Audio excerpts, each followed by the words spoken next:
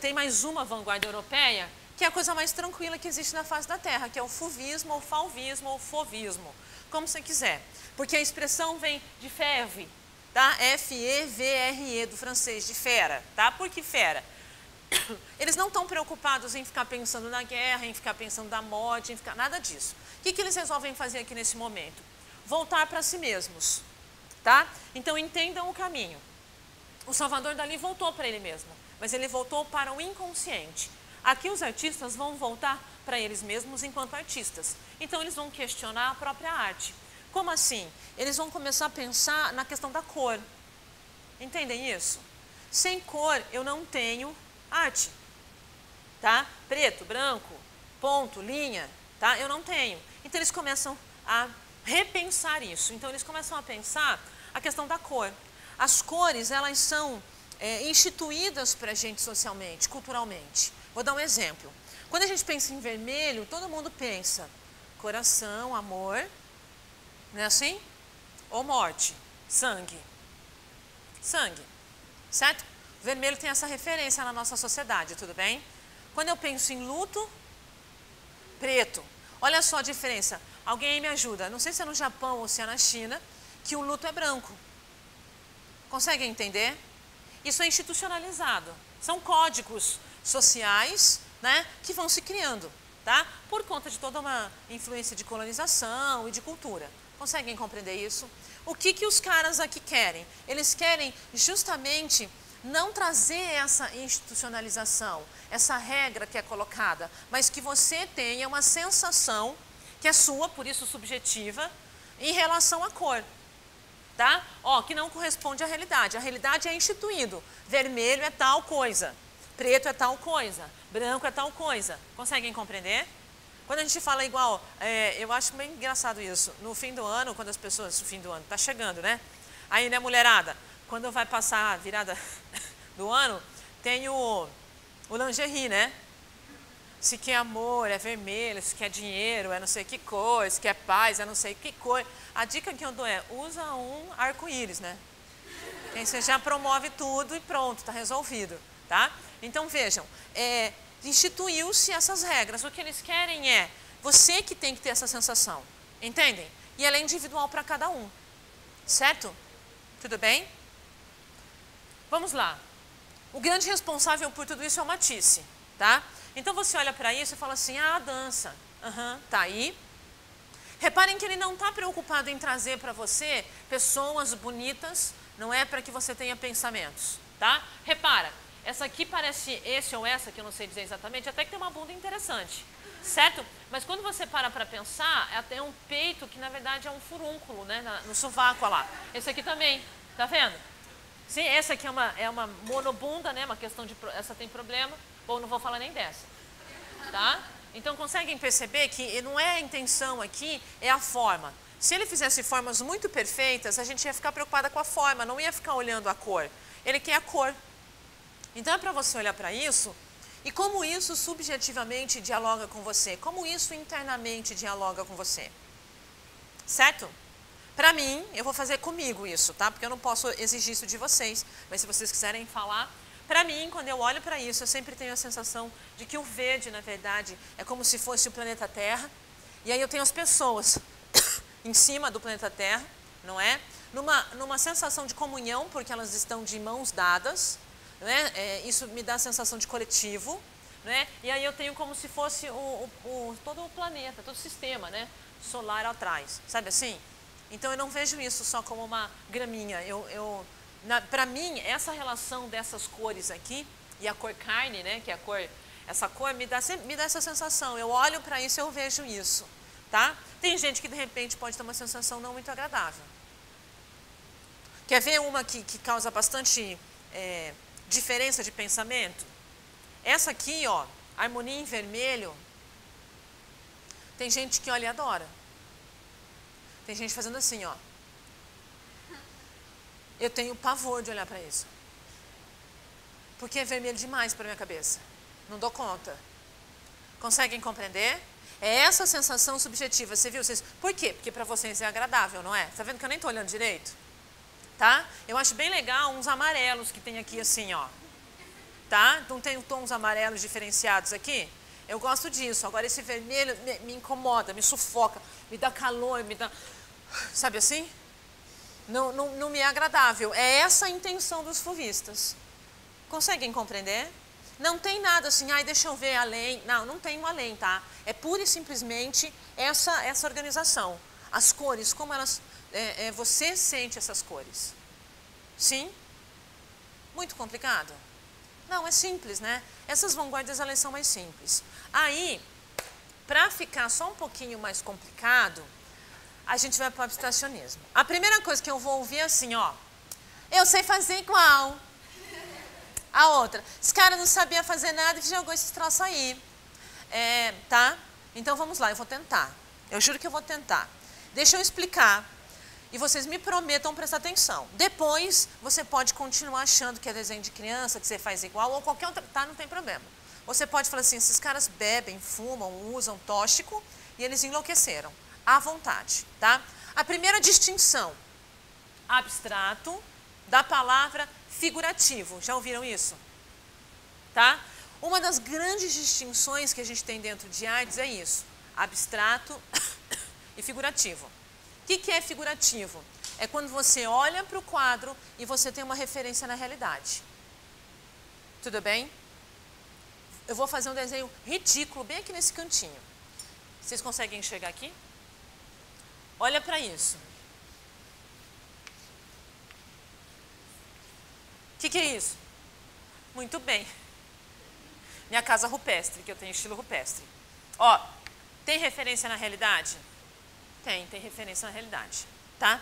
O que vocês vão ver aqui não tem referência com a realidade. Isso é abstracionismo, tá? Olhem para isso. Não é para achar, eu acho que tem, não tem nada, tá? Não pira o cabeção. Quando você estava achando, você estava lá no Salvador Dalí. Agora não é para achar nada, não. É só para olhar. Estão olhando? Agrada ou não? Ó, não, sim... Interessante, tá?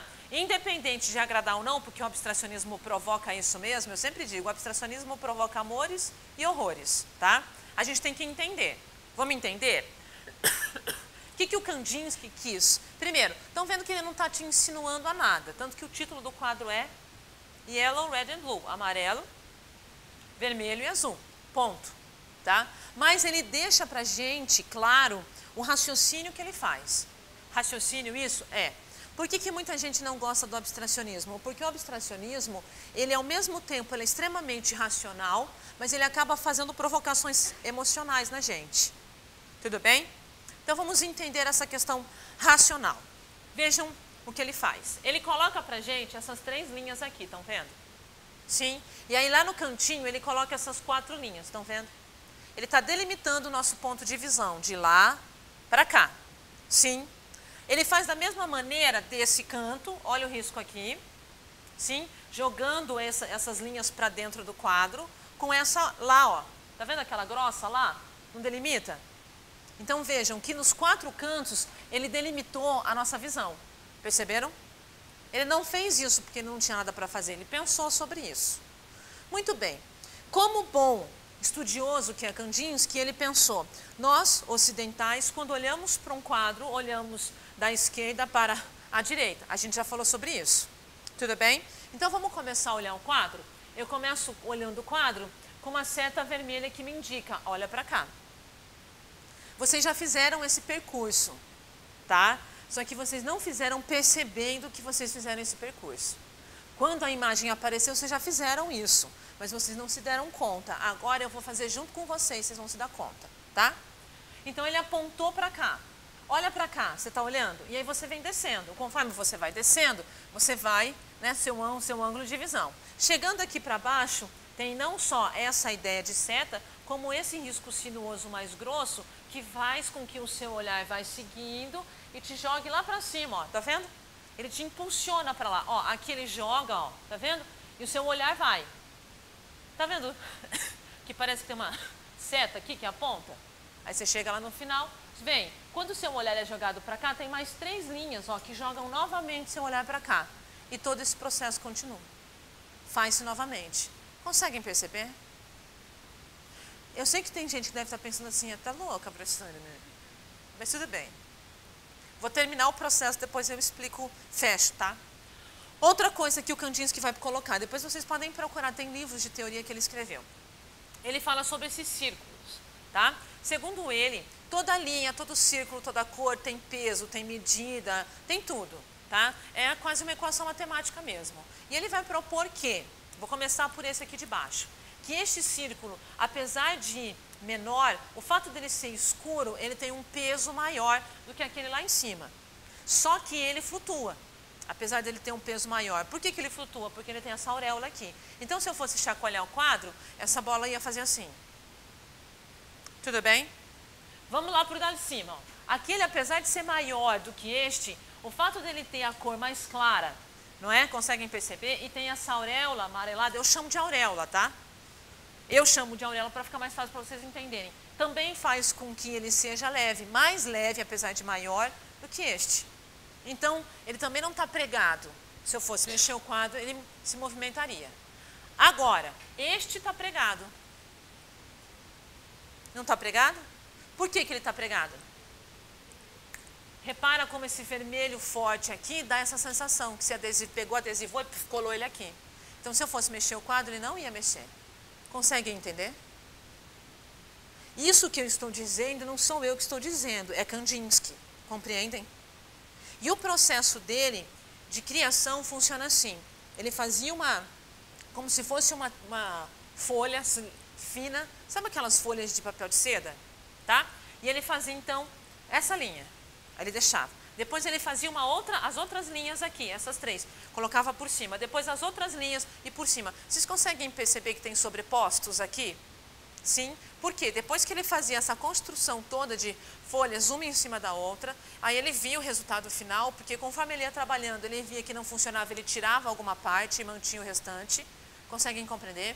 Aí então, daquele rascunho final, que então formava uma imagem final, depois de tantas sobreposições, é que ele fazia o rascunho e aí então ele pintava. Conseguem compreender? Por isso, mesmo você não gostando, por tudo isso que eu falei, este quadro está equilibrado. Como assim ele está equilibrado? Eu falo das linhas, né? Linhas tortas e tudo mais, linhas na diagonal.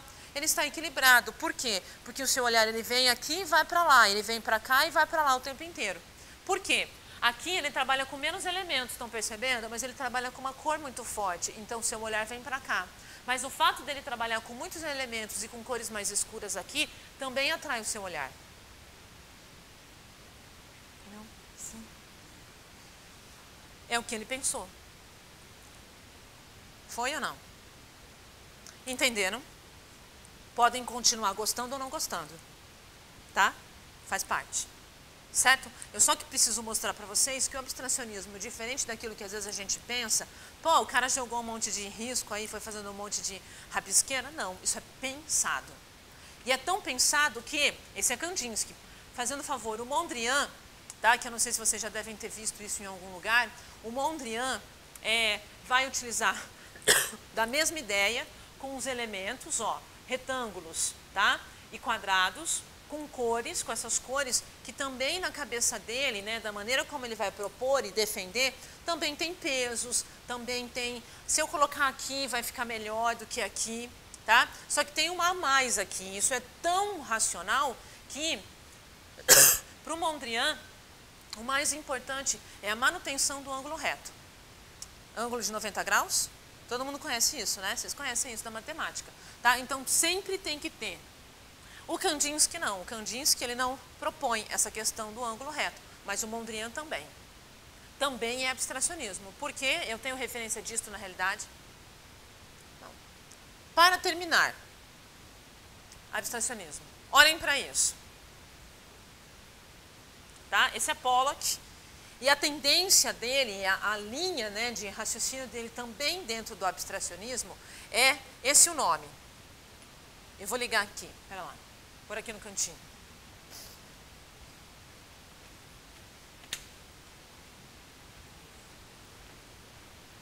Fiquem olhando aí. De novo, né? Gosta, não sei.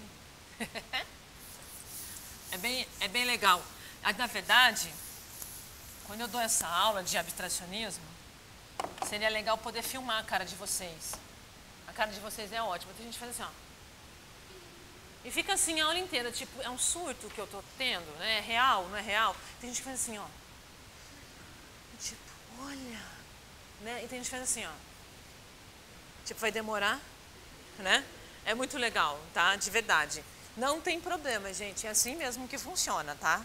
Vocês já sabem disso. O que o Pollock, Jackson Pollock, tá? Está fazendo aqui, de Michael Jackson mesmo. Ele vai fazer o que a gente vai chamar, dentro do abstracionismo, de action painting. Tá? Action, vocês sabem que é ação. Tudo bem? Por quê? Como é que funciona essa action painting? Ele colocava no chão, tá? Grandes rolos de tecido, ele espalhava assim, então, o tecido, que é a tela, tá? Que a tela, vocês já sabem que é o tecido e depois eu estico, né? E coloco na madeira, tá? Aquela tela enorme no chão, e aí ele pegava latas de tinta com pincel ou pedaços de madeira, e aí então ele ia trabalhando em cima disso. Então não é um trabalho aqui, é um trabalho corporal, tá? Então ele pegava a lata, então se ele quisesse pingos mais magrinhos, né? Mais menorzinhos dessa maneira, o que ele tem que fazer com o pedaço de madeira, por exemplo? Esperar deixar pingar, certo? Aí quando tivesse, né, da maneira, a gota do volume que ele queria, então ele pingava nos lugares. Vocês conseguem compreender? Se ele quisesse então fazer os riscos, né, pretos, então ele tinha que utilizar outro instrumento, lógico, não dava para ser o mesmo, ou só se ele lavasse. Podia ser pincel, não só pela ponta que tem a parte, né, do pincel em si, mas a parte da madeira. Tá? E aí então ele podia encharcar aquilo, enfiava na lata de tinta e aí ele podia riscar. Conseguem entender que não é riscar o pincel e encostar no tecido, mas é deixar a tinta escorrer. E o fato dele então estar o tempo inteiro fazendo esse processo, né, de movimentação física é que a gente vai chamar de action painting. Tudo bem? Muito bem. Aí você vai falar assim, dica, existe o filme dele, tá? Chama Pollock, tá? Caso queiram assistir, vale muito a pena. Eu descobri o Pollock sem querer e eu só fui conseguir compreender, porque eu vi Pollock antes do curso, tá? Antes do curso de artes visuais. E eu não entendia. E aí eu falei assim, não, preciso aprender esse cara, né? Preciso saber. Aí fui assistir o filme, então fica mais fácil para entender o filme. E se bem que vocês já entenderam, tá? Vocês já vão ver que vocês já entenderam. Mas tem o filme, chama Pollock. E aí vocês encontram na internet... clássicomaringá.com, né? Provavelmente deve ter, baratinho, tá? Então procurem o que vocês acham, vale a pena assistir. Só que assim, ó, gente, é triste, tá? O cara era alcoólatra, a vida era terrível, tá? Ele teve uma vida bem complicada por conta do vício, tá? É um filme triste, não é um filme que você faz, tá? É um filme que você faz assim, ó. Chega uma hora que você fala assim, por que não morre essa desgraça, tá? Você pede para ele morrer, tá? Vamos lá. Para fechar, vanguardas europeias, e para eu ir para casa, né, em relação a vanguardas europeias, a aula não acabou, que a gente vai começar Brasil, para eu poder ficar em paz com isso, com a minha consciência, tá? Isto vou até apagar a luz. É que fica mais bonito, não fica? Isto é uma das 4 estações do ano.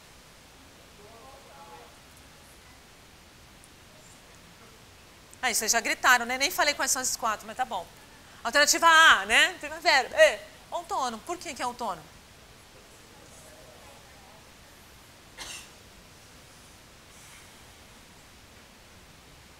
E aí? Você está feliz agora porque você entende abstracionismo ou não? Sim? Conseguem perceber? O abstracionismo, só para a gente poder fechar, tá? Apesar dele ser extremamente racional, ele mexe com a gente, ele dá dicas para a gente do que ele está fazendo, principalmente o Pollock. Então você consegue olhar para isso e você consegue identificar, você consegue ter essa sensação. Não é uma coisa completamente estranha. Logicamente que, deixando claro, de novo, você pode gostar ou